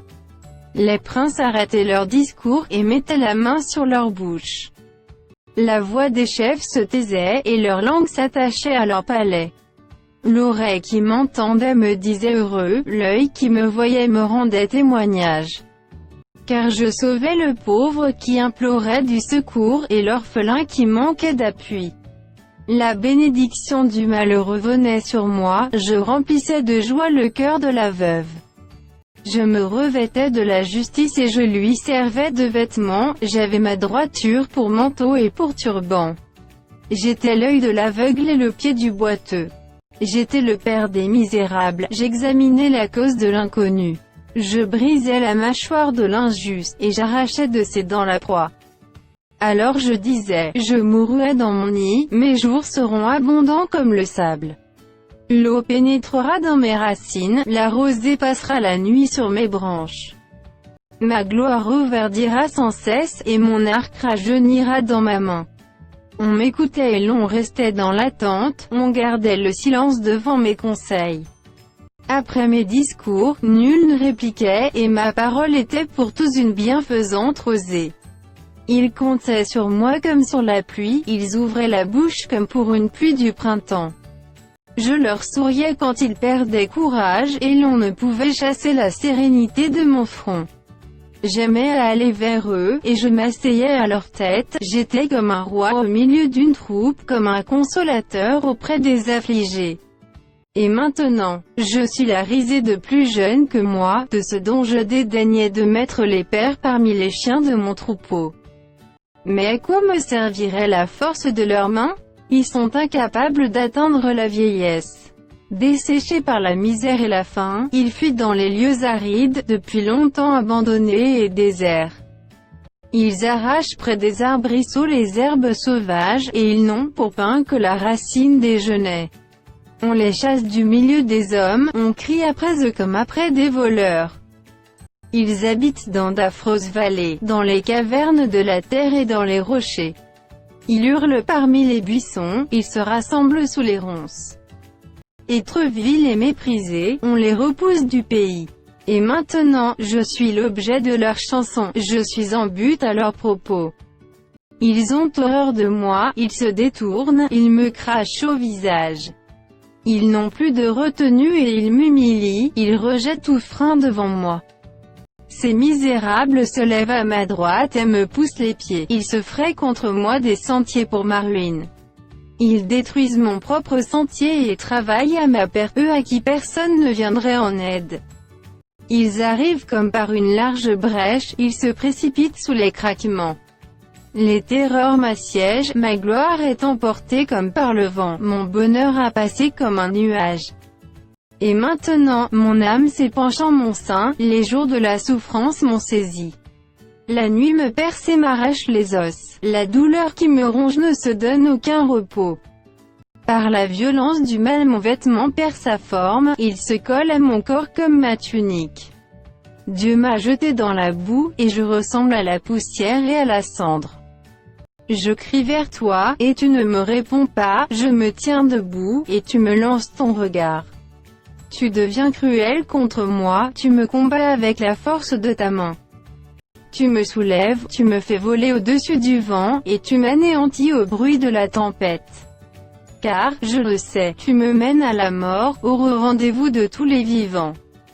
Mais celui qui va périr n'étend-il pas les mains? Celui qui est dans le malheur n'implore-t-il pas du secours? N'avais-je pas des larmes pour l'infortuné? Mon cœur n'avait-il pas pitié de l'indigent? J'attendais le bonheur, et le malheur est arrivé, j'espérais la lumière, et les ténèbres sont venues. Mes entrailles bouillonnent sans relâche, les jours de la calamité m'ont surpris. Je marche noirci, mais non par le soleil, je me lève en pleine assemblée, et je crie. Je suis devenu le frère des chacals, le compagnon des autruches. Ma peau noircit et tombe, mes os brûlent et se dessèchent. Ma harpe n'est plus qu'un instrument de deuil, et mon chalumeau ne peut rendre que des sons plaintifs. J'avais fait un pacte avec mes yeux, et je n'aurais pas arrêté mes regards sur une vierge. Quelle part Dieu m'eût-il réservé d'en haut? Quel héritage le Tout-Puissant m'eût-il envoyé des cieux? La ruine n'est-elle pas pour le méchant, et le malheur pour ceux qui commettent l'iniquité? Dieu n'a-t-il pas connu mes voies? N'a-t-il pas compté tous mes pas? Si j'ai marché dans le mensonge, si mon pied a couru vers la fraude, que Dieu me pèse dans des balances justes, et il reconnaîtra mon intégrité. Si mon pas s'est détourné du droit chemin, si mon cœur a suivi mes yeux, si quelque souillure s'est attachée à mes mains, que je sème et qu'un autre moissonne, et que mes rejetons soient déracinés. Si mon cœur a été séduit par une femme, si j'ai fait le guet à la porte de mon prochain, que ma femme tourne la meule pour un autre, et que d'autres la déshonorent. Car c'est un crime, un forfait que punissent les juges. C'est un feu qui dévore jusqu'à la ruine, et qui aurait détruit toute ma richesse. Si j'ai méprisé le droit de mon serviteur ou de ma servante lorsqu'il était en contestation avec moi, qu'ai-je à faire quand Dieu se lève? Qu'ai-je à répondre quand il châtie? Celui qui m'a créé dans le ventre de ma mère ne l'a-t-il pas créé? Le même Dieu ne nous a-t-il pas formés dans le sein maternel? si j'ai refusé aux pauvres ce qu'ils demandaient, si j'ai fait languir les yeux de la veuve, si j'ai mangé seul mon pain, sans que l'orphelin en ait eu sa part. Moi qui l'aidais ma jeunesse élevée comme un père, moi qui dès ma naissance ai soutenu la veuve. Si j'ai vu le malheureux manquer de vêtements, l'indigent n'avoir point de couverture, sans que ses reins m'aient béni, sans qu'il ait été réchauffé par la toison de mes agneaux. Si j'ai levé la main contre l'orphelin, parce que je me sentais un appui dans les juges, que mon épaule se détache de sa jointure, que mon bras tombé qu'il se brise. Car les châtiments de Dieu m'épouvantent, et je ne puis rien devant sa majesté. Si j'ai mis dans l'or ma confiance, si j'ai dit alors tu es mon espoir. Si je me suis réjoui de la grandeur de mes biens, de la quantité des richesses que j'avais acquises. Si j'ai regardé le soleil quand il brillait, la lune quand elle s'avançait majestueuse. Et si mon cœur s'est laissé séduire en secret, si ma main s'est portée sur ma bouche, c'est encore un crime que doivent punir les juges, et j'aurais renié le Dieu d'en haut. Si j'ai été joyeux du malheur de mon ennemi, si j'ai sauté d'allégresse quand les revers l'ont atteint, moi qui n'ai pas permis à ma langue de pécher, de demander sa mort avec imprécation. Si les gens de ma tente ne disaient pas, où est celui qui n'a pas été rassasié de sa viande? Si l'étranger passait la nuit dehors, si je n'ouvrais pas ma porte aux voyageurs. Si comme les hommes, j'ai caché mes transgressions, et renfermé mes iniquités dans mon sein. Parce que j'avais peur de la multitude, parce que je craignais le mépris des familles me tenant à l'écart et n'osant franchir ma porte. Oh, qui me fera trouver quelqu'un qui m'écoute? Voilà ma défense toute signée, que le Tout-Puissant me réponde. Qui me donnera la plainte écrite par mon adversaire? Je porterai son écrit sur mon épaule, je l'attacherai sur mon front comme une couronne. Je lui rendrai compte de tous mes pas, je m'approcherai de lui comme un prince. Si ma terre crie contre moi, et que ses sillons versent des larmes. Si j'en ai mangé le produit sans l'avoir payé, et que j'ai attristé l'âme de ses anciens maîtres. Qu'il y croise des épines au lieu de froment, et de l'ivraie au lieu d'orge. Fin des paroles de Job. Ces trois hommes cessèrent de répondre à Job parce qu'ils se regardaient comme justes. Alors s'enflamma de colère Élihu, fils de Barakil de Buz de la famille de Ram. Sa colère s'enflamma contre Job parce qu'il se disait juste devant Dieu. Et sa colère s'enflamma contre ses trois amis, parce qu'ils ne trouvaient rien à répondre et que néanmoins ils condamnaient Job. Comme ils étaient plus âgés que lui, Élihu avait attendu jusqu'à ce moment pour parler à Job. Mais, voyant qu'il n'y avait plus de réponse dans la bouche de ces trois hommes, Élihu s'enflamma de colère. Et Élihu, fils de Barakil de Buz, prit la parole et dit, « Je suis jeune, et vous êtes des vieillards, c'est pourquoi j'ai craint, j'ai redouté de vous faire connaître mon sentiment. Je disais en moi-même, les jours parleront, le grand nombre des années enseignera la sagesse.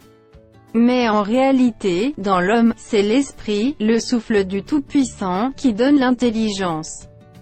Ce n'est pas l'âge qui procure la sagesse, ce n'est pas la vieillesse qui rend capable de juger. Voilà pourquoi je dis, écoute, moi aussi, j'exposerai ma pensée. J'ai attendu la fin de vos discours, j'ai suivi vos raisonnements, votre examen des paroles de Job. Je vous ai donné toute mon attention, et voici, aucun de vous ne l'a convaincu, aucun n'a réfuté ses paroles. Ne dis pas cependant, en lui nous avons trouvé la sagesse, c'est Dieu qui peut le confondre, ce n'est pas un homme. Il ne s'est pas adressé directement à moi, aussi lui répondrai-je tout autrement que vous. Ils ont peur, ils ne répondent plus. Ils ont la parole coupée. J'ai attendu qu'ils eussent fini leur discours qu'ils s'arrêtassent et ne sussent que répliquer. À mon tour, je veux répondre aussi, je veux dire aussi ce que je pense. Car je suis plein de paroles, l'esprit me presse au-dedans de moi. Mon intérieur est comme un vin qui n'a pas d'issue, comme des outres neuves qui vont éclater. Je parlerai pour respirer à l'aise, j'ouvrirai mes lèvres et je répondrai. Je n'aurai point égard à l'apparence, et je ne flatterai personne. Car je ne sais pas flatter, mon Créateur m'enlèverait bien vite. Maintenant donc, Job, écoute mes discours, prête l'oreille à toutes mes paroles. Voici, j'ouvre la bouche, ma langue se remue dans mon palais. C'est avec droiture de cœur que je vais parler, c'est la vérité pure qu'exprimeront mes lèvres. L'Esprit de Dieu m'a créé, et le souffle du Tout-Puissant m'anime. Si tu le peux, réponds-moi, défends ta cause, tiens-toi prêt. Devant Dieu je suis ton semblable, j'ai été comme toi formé de la boue. Ainsi mes terreurs ne te troubleront pas, et mon pas ne saurait t'accabler. Mais tu as dit à mes oreilles, et j'ai entendu le son de tes paroles. Je suis pur, je suis sans péché, je suis net, il n'y a point en moi d'iniquité. Et Dieu trouve contre moi des motifs de haine, il me traite comme son ennemi. Il met mes pieds dans les ceps, il surveille tous mes mouvements. Je te répondrai qu'en cela tu n'as pas raison, car Dieu est plus grand que l'homme. Veux-tu donc disputer avec lui parce qu'il ne rend aucun compte de ses actes? Dieu parle cependant, tantôt d'une manière tantôt d'une autre, et l'on n'y prend point garde. Il parle par des songes, par des visions nocturnes, quand les hommes sont livrés à un profond sommeil, quand ils sont endormis sur leur couche. Alors il leur donne des avertissements et met le sceau à ses instructions, afin de détourner l'homme du mal et de le préserver de l'orgueil, afin de garantir son âme de la fosse et sa vie des coups du glaive. Par la douleur aussi l'homme est repris sur sa couche, quand une lutte continue vient agiter ses os. Alors il prend en dégoût le pain, même les aliments les plus exquis. Sa chair se consume et disparaît, ses os qu'on ne voyait pas sont mis à nu. Son âme s'approche de la fosse, et sa vie des messagers de la mort. Mais s'il se trouve pour lui un ange intercesseur, un d'entre les 1000 qui annonce à l'homme la voie qu'il doit suivre, Dieu a compassion de lui et dit à l'ange, délivre-le, afin qu'il ne descende pas dans la fosse, j'ai trouvé une rançon. Et sa chair a plus de fraîcheur qu'au premier âge, il revient au jour de sa jeunesse.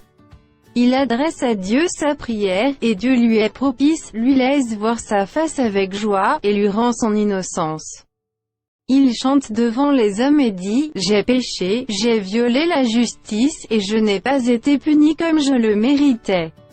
Dieu a délivré mon âme pour qu'elle n'entrât pas dans la fosse, et ma vie s'épanouit à la lumière.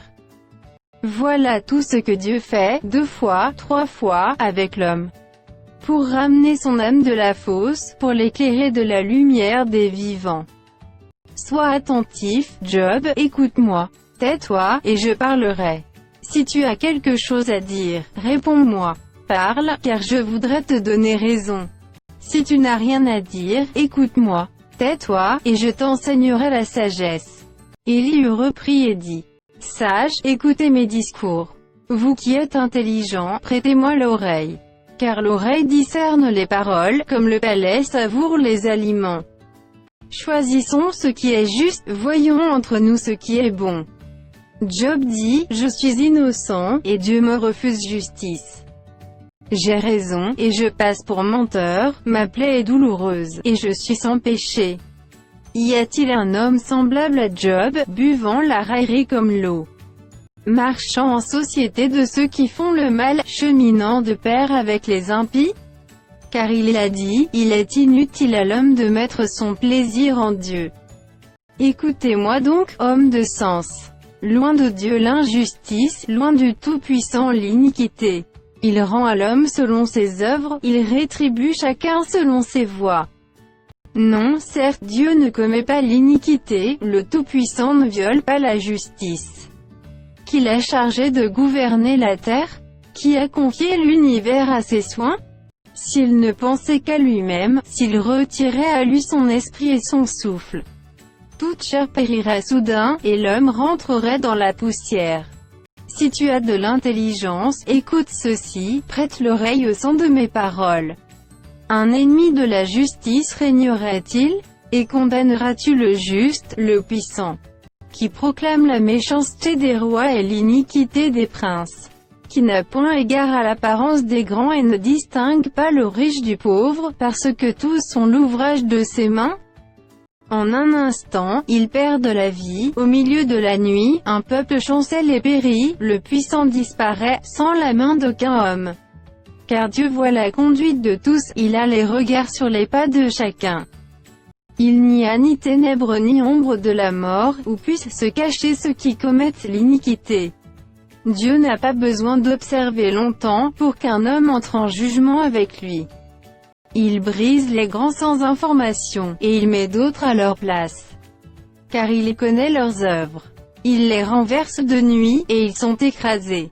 Il les frappe comme des impies, à la face de tous les regards. En se détournant de lui, en abandonnant toutes ses voies. Ils ont fait monter à Dieu le cri du pauvre, ils l'ont rendu attentif au cri des malheureux. S'il donne le repos, qui répandra le trouble? S'il cache sa face, qui pourra le voir?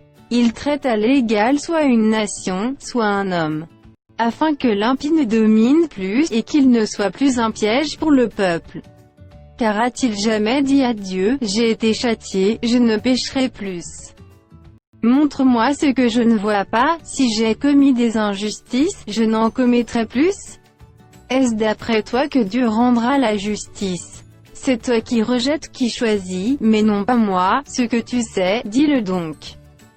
Les hommes de sens seront de mon avis, le sage qui m'écoute pensera comme moi. Job parle sans intelligence, et ses discours manquent de raison. Qu'il continue donc à être éprouvé, puisqu'il les répond comme font les méchants. Car il ajoute à ses fautes de nouveaux péchés, il bat des mains au milieu de nous, il multiplie ses paroles contre Dieu. Élie reprit et dit, imagines-tu avoir raison, penses-tu te justifier devant Dieu? Quand tu dis, que me sert-il, que me revient-il de ne pas pécher? C'est à toi que je vais répondre, et à tes amis en même temps. Considère les cieux, et regarde. Vois les nuées, comme elles sont au-dessus de toi. Si tu pèches, quel tort lui causes-tu? Et quand tes péchés se multiplient, que lui fais-tu? Si tu es juste, que lui donnes-tu? Que reçoit-il de ta main? Ta méchanceté ne peut nuire qu'à ton semblable, ta justice n'est utile qu'au Fils de l'homme. On crie contre la multitude des oppresseurs, on se plaint de la violence d'un grand nombre. Mais nul ne dit, où est Dieu, mon Créateur, qui inspire des chants d'allégresse pendant la nuit, qui nous instruit plus que les bêtes de la terre, et nous donne l'intelligence plus qu'aux oiseaux du ciel. On a beau crier alors, Dieu ne répond pas, à cause de l'orgueil des méchants. C'est en vain que l'on crie, Dieu n'écoute pas, le Tout-Puissant n'y a point égard. Bien que tu dises que tu ne le vois pas, ta cause est devant lui, attends-le. Mais parce que sa colère ne sévit point encore, ce n'est pas à dire qu'il ait peu souci du crime. Ainsi Job ouvre vainement la bouche, il multiplie les paroles sans intelligence. Élie continua et dit, attends un peu, et je vais poursuivre, car j'ai des paroles encore pour la cause de Dieu. Je prendrai mes raisons de haut, et je prouverai la justice de mon Créateur. Sois-en sûr, mes discours ne sont pas des mensonges, mes sentiments devant toi sont sincères. Dieu est puissant, mais il ne rejette personne, il est puissant par la force de son intelligence. Il ne laisse pas vivre le méchant, et il fait droit aux malheureux. Il ne détourne pas les yeux de dessus les justes, il les place sur le trône avec les rois, il les y fait asseoir pour toujours, afin qu'ils soient élevés.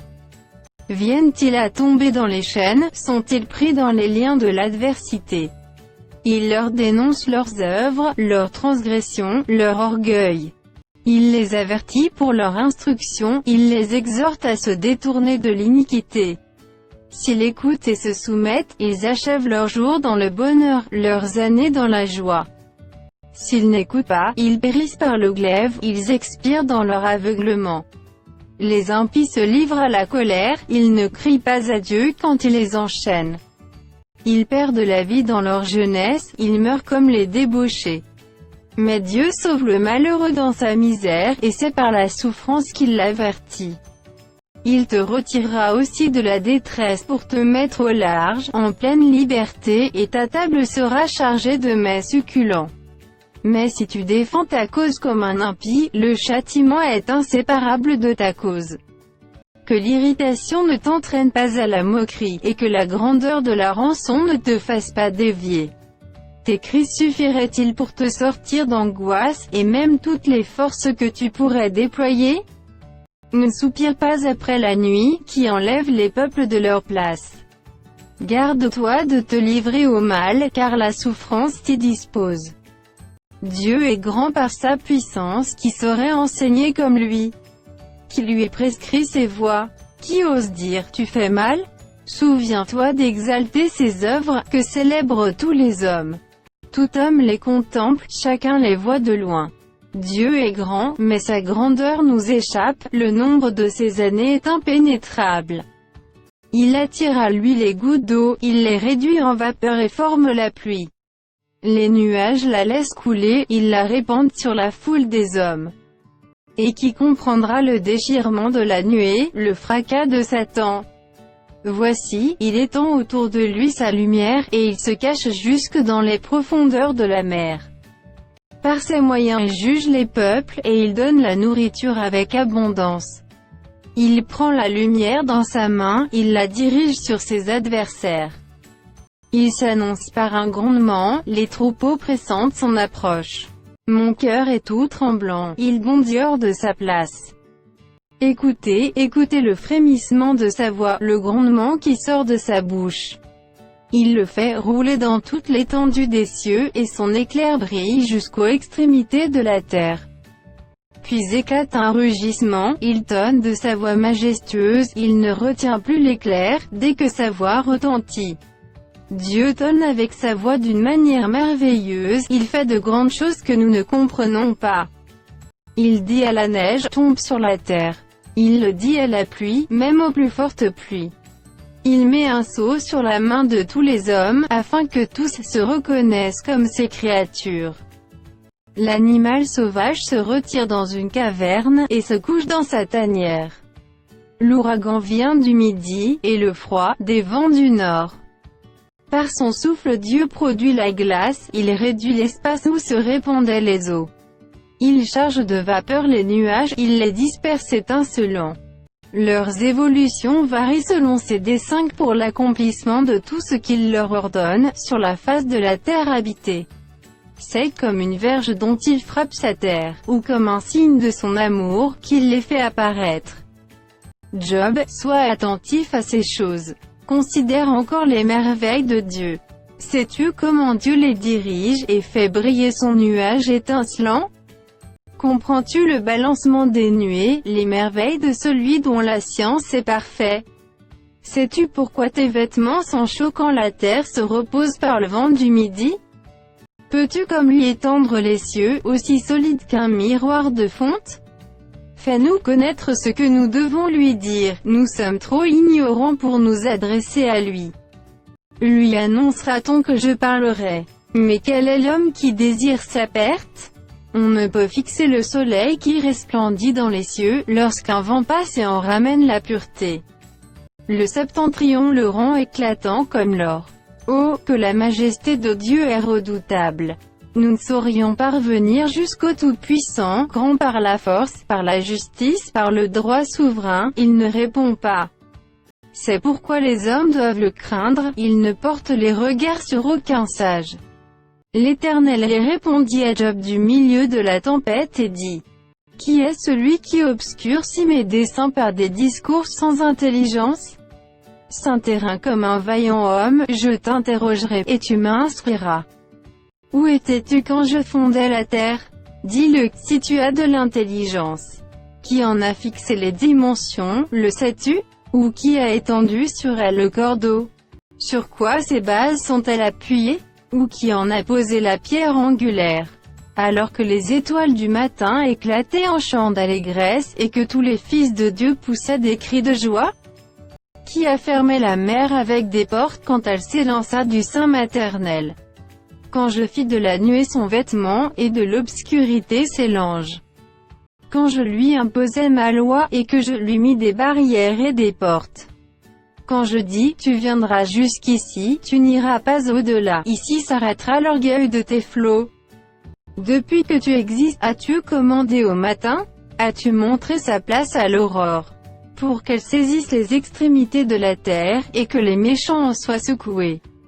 Pour que la terre se transforme comme l'argile qui reçoit une empreinte, et qu'elle soit parée comme d'un vêtement. Pour que les méchants soient privés de leur lumière, et que le bras qui se lève soit brisé? As-tu pénétré jusqu'aux sources de la mer? T'es-tu promené dans les profondeurs de l'abîme? Les portes de la mort t'ont-elles été ouvertes? As-tu vu les portes de l'ombre de la mort? As-tu embrassé du regard l'étendue de la terre? Parle, si tu sais toutes ces choses. Où est le chemin qui conduit au séjour de la lumière? Et les ténèbres, où ont-elles leur demeure? Peux-tu les saisir à leurs limites, et connaître les sentiers de leur habitation? Tu le sais car alors tu étais né, et le nombre de tes jours est grand. Es-tu parvenu jusqu'au amas de neige? As-tu vu les dépôts de grêle que je tiens en réserve pour les temps de détresse, pour les jours de guerre et de bataille? Par quel chemin la lumière se divise-t-elle, et le vent d'Orient se répand-il sur la terre?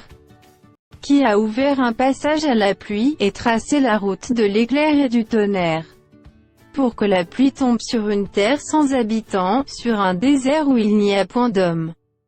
Pour qu'elle abreuve les lieux solitaires et arides, et qu'elle fasse germer et sortir l'herbe?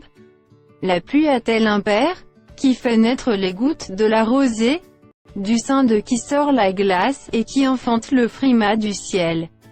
Pour que les eaux se cachent comme une pierre, et que la surface de l'abîme soit enchaînée? Noues-tu les liens des Pléiades, ou détaches-tu les cordages de l'Orion? Fais-tu paraître en leur temps les signes du zodiaque, et conduis-tu la grande ours avec ses petits? Connais-tu les lois du ciel? Règles-tu son pouvoir sur la terre? Élèves-tu la voix jusqu'aux nuées, pour appeler à toi des torrents d'eau? Lances-tu les éclairs? Partent-ils, te disent-ils, nous voici? Qui a mis la sagesse dans le cœur, ou qui a donné l'intelligence à l'esprit? Qui peut avec sagesse compter les nuages, et verser les outres des cieux? Pour que la poussière se mette à ruisseler, et que les mottes de terre se collent ensemble. Chasses-tu la proie pour la lionne, et apaises-tu la faim des lionceaux? Quand ils sont couchés dans leur tanière, quand ils sont en embuscade dans leur repère? Qui prépare au corbeau sa pâture, quand ses petits crient vers Dieu, quand ils sont errants et affamés? Sais-tu quand les chèvres sauvages font leurs petits? Observes-tu les biches quand elles mettent bas? Comptes-tu les mois pendant lesquels elles portent? Et connais-tu l'époque où elles enfantent? Elles se courbent, laissent échapper leur progéniture, et sont délivrées de leur douleur. Leurs petits prennent de la vigueur et grandissent en plein air, ils s'éloignent et ne reviennent plus auprès d'elles. Qui met en liberté l'âne sauvage, et l'affranchit de tout lien? J'ai fait du désert son habitation, de la terre salée sa demeure. Il se rit du tumulte des villes, il n'entend pas les cris d'un maître. Il parcourt les montagnes pour trouver sa pâture, il est à la recherche de tout ce qui est vert. Le buffle veut-il être à ton service? Passe-t-il la nuit vers ta crèche? L'attaches-tu par une corde pour qu'il trace un sillon? Va-t-il après toi briser les mottes des vallées? Te reposes-tu sur lui, parce que sa force est grande? Lui abandonnes-tu le soin de tes travaux? Te fies-tu à lui pour la rentrée de ta récolte? Est-ce lui qui doit l'amasser dans ton air? L'aile de l'autruche se déploie joyeuse, on dirait l'aile, le plumage de la cigogne. Mais l'autruche abandonne ses œufs à la terre, et les fait chauffer sur la poussière. Elle oublie que le pied peut les écraser, qu'une bête des champs peut les fouler. Elle est dure envers ses petits comme s'ils n'étaient point à elle, elle ne s'inquiète pas de l'inutilité de son enfantement. Car Dieu lui a refusé la sagesse, il ne lui a pas donné l'intelligence en partage. Quand elle se lève et prend sa course, elle se rit du cheval et de son cavalier. Est-ce toi qui donnes la vigueur au cheval, et qui revêt son cou d'une crinière flottante? Le fais-tu bondir comme la sauterelle? Son fier hennissement répand la terreur. Il creuse le sol et se réjouit de sa force, il s'élance au-devant des armes. Il se rit de la crainte, il n'a pas peur, il ne recule pas en face de l'épée. Sur lui retentit le carquois, brille la lance et le javelot. Bouillonnant d'ardeur, il dévore la terre. Il ne peut se contenir au bruit de la trompette. Quand la trompette sonne, il dit « En avant !» Et de loin il flaire la bataille, la voix tonnante des chefs et les cris de guerre. Est-ce par ton intelligence que l'épervier prend son vol, et qu'il étend ses ailes vers le midi? Est-ce par ton ordre que l'aigle s'élève, et qu'il place son nid sur les hauteurs? C'est dans les rochers qu'il habite, qu'il a sa demeure, sur la cime des rochers, sur le sommet des monts. De là il épie sa proie, il plonge loin l'égard. Ses petits boivent le sang, et là où sont des cadavres, l'aigle se trouve. L'Éternel, s'adressant à Job, dit: Celui qui dispute contre le Tout-Puissant est-il convaincu? Celui qui conteste avec Dieu a-t-il une réplique à faire? Job répondit à l'Éternel et dit: Voici, je suis trop peu de choses que te répliquerai-je. Je mets la main sur ma bouche. J'ai parlé une fois, je ne répondrai plus, 2 fois, je n'ajouterai rien. L'Éternel répondit à Job du milieu de la tempête et dit: Saint terrain comme un vaillant homme, je t'interrogerai, et tu m'instruiras. Anéantiras-tu jusqu'à ma justice? Me condamneras-tu pour te donner droit? As-tu un bras comme celui de Dieu, une voix tonnante comme la sienne? Orne-toi de magnificence et de grandeur, revêt-toi de splendeur et de gloire. Répands les flots de ta colère, et d'un regard abaisse les hautains. D'un regard humilie les hautains, écrase sur place les méchants. Cache-les tous ensemble dans la poussière, enferme leur front dans les ténèbres. Alors je rends hommage à la puissance de ta droite. Voici l'hippopotame, à qui j'ai donné la vie comme à toi. Il mange de l'herbe comme le bœuf. Le voici, sa force est dans ses reins, et sa vigueur dans les muscles de son ventre. Il plie sa queue aussi ferme qu'un cèdre, les nerfs de ses cuisses sont entrelacés. Ses os sont des tubes d'airain, ses membres sont comme des barres de fer. Il est la première des œuvres de Dieu, celui qui l'a fait l'a pourvu d'un glaive. Il trouve sa pâture dans les montagnes, où se jouent toutes les bêtes des champs. Il se couche sous les lotus, au milieu des roseaux et des marécages. Les lotus le couvrent de leur ombre, les saules du torrent l'environnent. Que le fleuve vienne à déborder, il ne s'enfuit pas, que le Jourdain se précipite dans sa gueule, il reste calme. Est-ce à force ouverte qu'on pourra le saisir? Est-ce au moyen de filets qu'on lui percera le nez? Prendras-tu le crocodile à l'hameçon? Saisiras-tu sa langue avec une corde?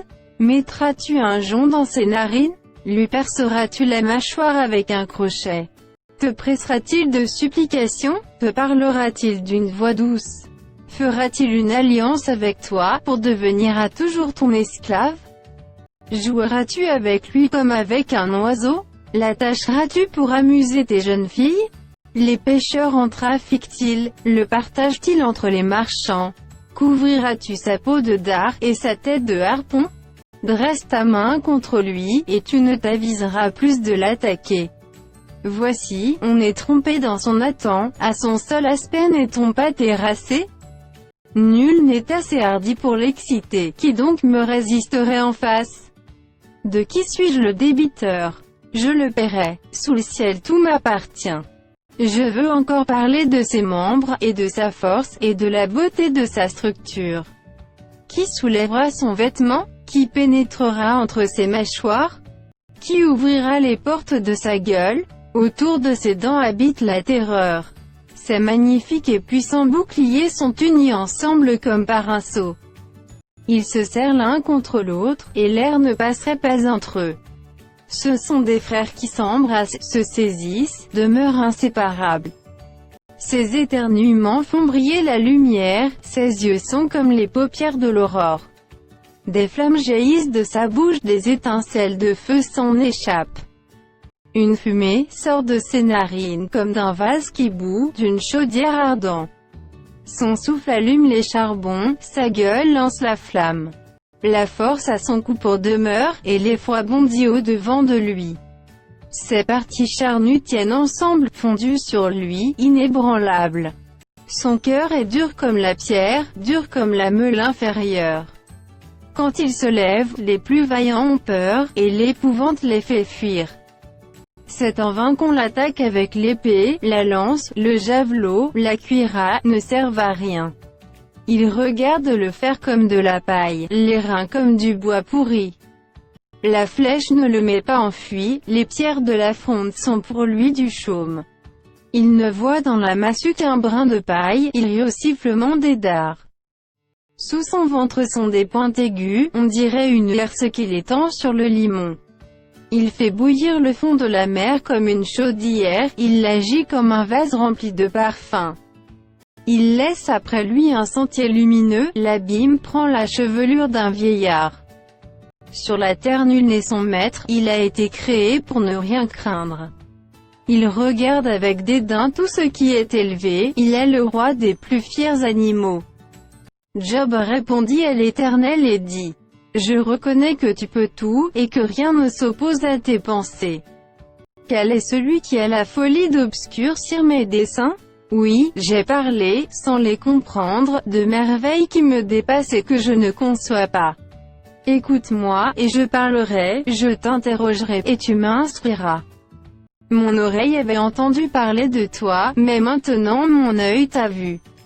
C'est pourquoi je me condamne et je me repens sur la poussière et sur la cendre. Après que l'Éternel eut adressé ces paroles à Job, il dit à Eliphaz de Théman: Ma colère est enflammée contre toi et contre tes deux amis, parce que vous n'avez pas parlé de moi avec droiture comme l'a fait mon serviteur Job. Prenez maintenant 7 taureaux et 7 béliers, allez auprès de mon serviteur Job, et offrez pour vous un holocauste. Job, mon serviteur, priera pour vous, et c'est par égard pour lui seul que je ne vous traiterai pas selon votre folie, car vous n'avez pas parlé de moi avec droiture, comme l'a fait mon serviteur Job.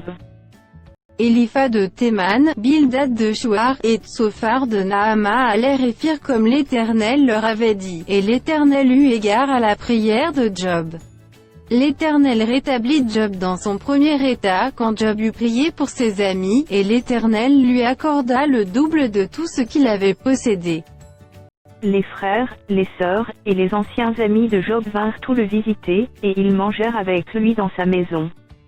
Ils le plaignirent et le consolèrent de tous les malheurs que l'Éternel avait fait venir sur lui, et chacun lui donna un késita et un anneau d'or. Pendant ces dernières années, Job reçut de l'Éternel plus de bénédictions qu'il n'en avait reçues dans les premières. Il posséda 14 000 brebis, 6 000 chameaux, 1000 paires de bœufs, et 1000 ânesses. Il eut 7 fils et 3 filles. Il donna à la première le nom de Jemima, à la seconde celui de Kétia, et à la troisième celui de Kéren-Apuk. Il n'y avait pas dans tout le pays d'aussi belles femmes que les filles de Job. Leur père leur accorda une part d'héritage parmi leurs frères. Job vécut après cela 140 ans, et il vit ses fils et les fils de ses fils jusqu'à la 4e génération. Et Job mourut âgé et rassasié de jours.